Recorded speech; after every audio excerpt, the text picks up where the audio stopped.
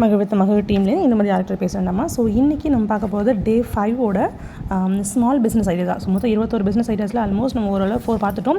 So இன்றைக்கி 5 அப்படிங்கிறது என்னன்னா, 5th நம்ம பார்க்க போகிற பிஸ்னஸ் என்ன அப்படின்னா, ஓரளவு நாலேஜபிள் பர்சனாக இருக்கீங்க. ஸோ உங்களுக்கான பிஸ்னஸாக இருக்கும். ஸோ எல்லாமே என்ன பண்ணால் படிக்காதவங்களாக இருக்காங்க மேடம், ரீசெல்லிங் ப்ராடக்ட்லாம் செய்யறதுக்கு ஒரு மாதிரி இருக்குது, நான் கொஞ்சம் நாலேஜபிள் பர்சன், ஒரு டிகிரி முடிச்சிருக்கேன், 2 டிகிரி முடிச்சிருக்கேன், நான் படித்ததுக்கு ரிலவெண்ட்டாக இருந்தால் நல்லாயிருக்கும், நான் வீட்டிலேருந்து பண்ணணும், பட் என்னோட ஸ்கில்லுக்கு ரிலேட்டடாக இருக்கணும் அப்படின்னு நிறைய பேர் யோசிச்சுட்டே இருந்தீங்க. ஸோ அவங்களுக்கான பிஸ்னஸ் ஐடியாஸை இன்னைக்கு கொடுக்க போகிறோம். ஸோ உங்களுடைய நாலேஜை நீங்கள் படித்ததுலேருந்து ரிலேட்டடாக தான் நீங்கள் ஒர்க் பண்ணணும் அப்படின்னு அவசியம் இல்லை.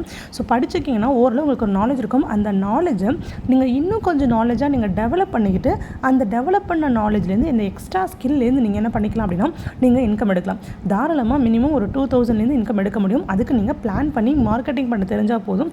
ஸோ மார்க்கெட்டிங்னா இந்த ஸ்கில் எப்படி மேம் சேல் பண்ணுறது அப்படின்னு நினைப்பாங்க. ஸோ ஃபர்ஸ்ட் நான் சொல்கிறேன், 1 by 1 சொல்கிறேன். ஸோ ஃபர்ஸ்ட் இந்த சர்டிஃபிகேட்னு சொல்லுவோம். சர்டிஃபிகேட்னா என்ன அப்படின்னா, நிறைய படிச்சுட்டேன் மேடம், ஸோ அந்த படித்ததுனால நாலேஜபிளாக பர்சன் இருக்கால, கொஞ்சம் இந்த சிஸ்டம் ஒர்க்கடாக எனக்கு ஒர்க் கொடுங்க அப்படின்னு கேட்பாங்க. அப்போது சர்டிஃபிகேட், நிறைய சர்டிஃபிகேட், கவர்மெண்ட் சர்டிஃபிகேட், இசேவை மையம் சொல்லுவாங்க, சாதி சான்று, வருமான சான்று, இருப்பிட சான்று, ஆதார் கார்டில் கரெக்ஷன், இசேவை மையத்துலேருந்து, அதுக்கப்புறம் வந்து புது ரேஷன் கார்டு அப்ளை பண்ணுறது, இல்லை புது வாக்காளர் அட்டையில் ஓட்டர் ஐடியில் அதை அப்ளை பண்ணுறது, இது மாதிரி நிறைய விதமான சர்டிஃபிகேட்ஸ் இருக்குது. அத்தனை சர்டிஃபிகேட்ஸையும் நீங்கள் எப்படி அப்ளை பண்ணுறதுன்னு ஒன்று நீங்கள் கூகுளில் கற்றுக்கலாம். இல்லைனா அதுக்காக மகிழ் டீமில் ஒரு செஷன்ஸ் இருக்கும். அந்த செஷன்ஸில் நீங்கள் கலந்துக்கிட்டீங்கன்னா உங்களுக்கான பிடிஎஃப் மெட்டீரியல் கொடுத்துருவாங்க. டீச்சிங் ஃபேக்கல்ட்டிஸ் ஒவ்வொரு சர்டிஃபிகேட்ஸும் எப்படி அப்ளை பண்ணணும்னு சொல்லிக் கொடுப்பாங்க. இது எல்லாம் கற்றுக்கிட்டது மட்டும் இல்லாமல், கற்றுக்கிறது அப்படிங்கிறது ஒரு ஸ்கில். நான் என்ன சொன்னேன், ஃபஸ்ட்டு நீங்கள் ஒரு டிகிரி இருக்குது, அந்த டிகிரியோட எக்ஸ்ட்ரா ஸ்கில்லாக இதை நீங்கள் கற்றுக்குறீங்க. ஓகே, இது ரெண்டும் மட்டும் போதுமா அப்படின்னா கண்டிப்பாக கிடையவே கிடையாது. நிறைய பேர் டிகிரி வாங்கிட்டேன், சர்டிஃபிகேட் வாங்கிட்டேன், என்கிட்ட வந்து இந்த சர்டிஃபிகேட் இருக்குது அப்படின்னு சொல்லுவாங்க. அந்த சர்டிஃபிகேட்டை நீங்கள் எப்படி மக்கள்கிட்ட கொண்டு போய் சேர்க்குறீங்க, உங்களோட சர்டிஃபிகேட் மக்களுக்கு எப்படி யூஸ் ஆகுது அப்படிங்கிறத டிபெண்ட் பண்ணி தான் என்ன ஆகும் அப்படின்னா நீங்கள் பிஸ்னஸில் க்ரோ ஆகுது.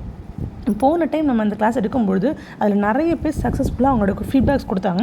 அதில் ஒரு பர்சன் சொன்னாங்க அப்படின்னா, நான் வந்து எங்கள் ஊர்லேயே அங்கன்வாடி மையம் இருக்கு இல்லையா, ஸ்கூல் சின்ன பசங்கள்லாம் போடுவேன், அங்கன்வாடின்னு சொல்லுவாங்க இல்லையா, சின்ன குழந்தைங்களை ஸ்கூல் சேர்க்குற பால்வாடின்னு சொல்லுவீங்க இல்லையா, அந்த இடத்துல அங்கே ஒர்க் பண்ணுற டீச்சரோட நான் டைப் வச்சுக்கிட்டேன். ஏன்னா அந்த ஒவ்வொரு வருஷமும் அந்த ஸ்கூலில் வந்து பிள்ளைங்க அந்த பால்வாடியிலேருந்து ஸ்கூலுக்கு போகும் இல்லையா, அந்த பிள்ளைங்களுக்கு கண்டிப்பாக சாதி சான்று, வருமான சான்று, இருப்பிட சான்று எடுக்கணும்.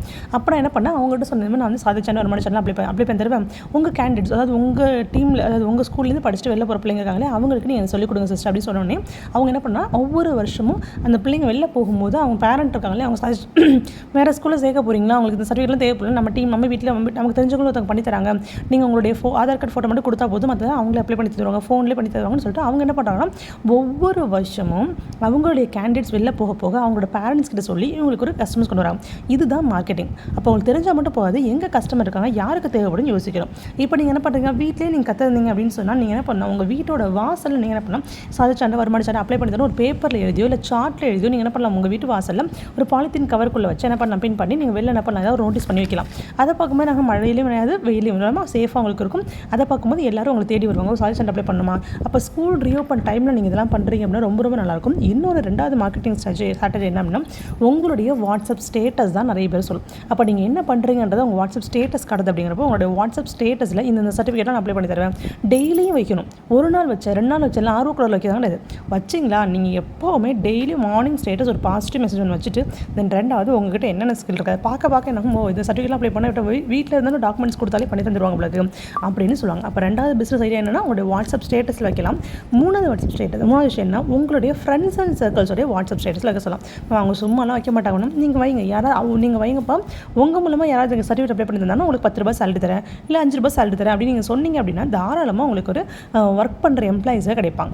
தென் 3வது என்ன அப்படின்னா, ஸ்கூல் பசங்களோட பேரண்ட்லாம் டியூஷன் படிப்பாங்க. அந்த டியூஷன் டைமில் டியூஷன் மிஸ்கிட்ட நீங்கள் என்ன பண்ணலாம், டைப் வச்சுக்கலாம். டைப் வச்சுன்னா அவங்க மூலமாக நிறைய பேரண்ட்ஸோட கான்டாக்ட் கிடைக்கும். இல்லை அந்த டியூஷன் மிஸ் இருக்காங்க இல்லையா, அவங்கள நீங்கள் வாட்ஸ்அப் ஸ்டேட்டஸ் வைக்க சொல்லலாம். அப்போ ஆட்டோமேட்டிக்காக ஆகும், ஓகே அப்ளை பண்ணி தருவாங்க உங்களுக்கு சொல்லிட்டு என்ன பண்ணுவாங்க, அவங்க மூலமாக சில கான்டாக்ட்ஸ் உங்களுக்கு கிடைக்க வாய்ப்பு இருக்குது. இது 3வது விஷயம். தென் 4வது முக்கியமான விஷயம் என்ன அப்படின்னா, நீங்கள் காலேஜ் ஸ்டூடெண்ட்ஸ், காலேஜ் படிச்சுட்டு இருக்க ஸ்டூடெண்ட்ஸ் இருக்காங்க, அவங்களோட டைப் பண்ணால் அவங்க கிளாஸில் எல்லாருமே வருஷம் இன்கம் சர்டிஃபிகேட் அப்ளை பண்ணுவாங்க.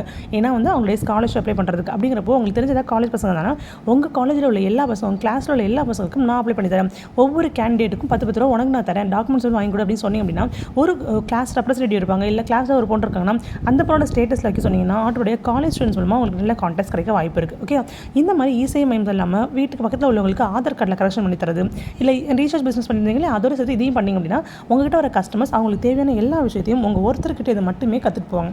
ஸோ அப்படி இருக்கும்போது நிறைய விதமாக சரி இது மட்டும் கிடையாது, இதை தாண்டி நிறைய சர்டிஃபிகேட்ஸ் இருக்கிறாம ஒரு குழந்தைய அடாப்ட் பண்ணதில் ஆரம்பித்து ஒரு வீடு வந்து வாடகை ரெண்டில் தமிழ் மீடியம் சர்டிஃபிகேட் எவ்வளவோ சர்டிஃபிகேட்ஸ் இருக்குது, விதவைகளுக்கான சர்டிஃபிகேட், ஒரே ஒரு பெண் குழந்தை மட்டும் தான் இருக்குன்றதுக்கான சர்டிஃபிகேட், நிறைய சர்டிஃபிகேட்ஸ் ஆன்லைன் இருக்குது. அது அத்தனையும் உங்களுக்கு நீங்கள் கற்றுக்கிட்டீங்க அப்படின்னா ஸோ நிறைய இடத்துல வந்து கோர்சஸ் ஆஃபர் பண்ணுறாங்க, 15,000 மேலே அந்த கோர்ஸோட ஃபீஸ் ஆகும். பட் மகளிர் மண்டியில் ரொம்ப கம்மியான ப்ரைஸில் இருக்கும்.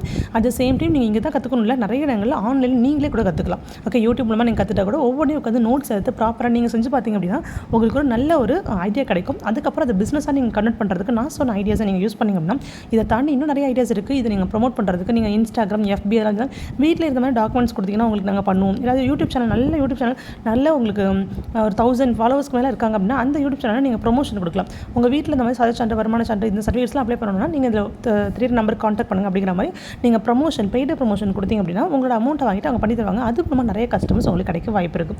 இந்த மாதிரி நிறைய வழிகள் இருக்குது. ஆனால் அதுக்கு உங்களுக்கு திறமையை நீங்கள் இன்னும் அதிகமாக்கணும். உங்களோட ஸ்கில்லை நீங்கள் டெவலப் பண்ணினா உங்களோட ஸ்கில்க்கு ரிலேட்டடாக நிறைய விஷயம் கிடைக்கும்.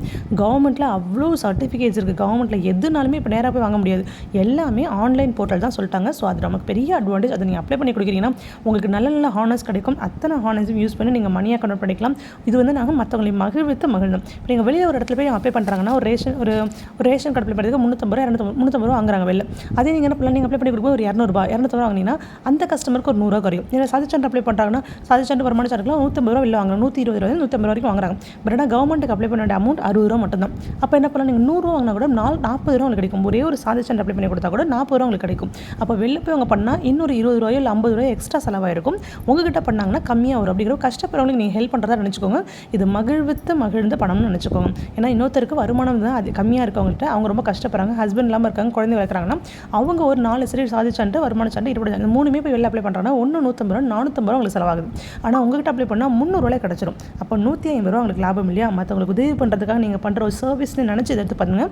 கண்டிப்பாக இந்த சர்வீஸ் மூலமாக உங்களுடைய தேவைகளை பூர்த்தி பண்ணுற அளவுக்கான பணத்தை இதில் கிடைக்கும். பட் ரெகுலராக மார்க்கெட்டிங் பண்ணிக்கிட்டே இருக்கும். நான் சொன்ன விஷயத்தை விட்டுறக்கூடாது. விட்டாமல் நீங்கள் பண்ணிட்டே இருந்தீங்கன்னா கண்டிப்பாக இந்த பொருட்டை போனால் இதெல்லாம் கிடைக்கும் அப்படிங்கிற என்ன வரும். ஆட்டோமேட்டிக்காக இது மூலமாக நீங்கள் பண்ணுற மற்ற ஜாப்ஸ்க்கு உங்களுக்கு நிறைய ரெஃபரன்ஸ் கிடைப்பாங்க, நிறைய பிஸ்னஸை நீங்கள் க்ரோ பண்ண முடியும். Okay, I wish you all the best and have a nice day.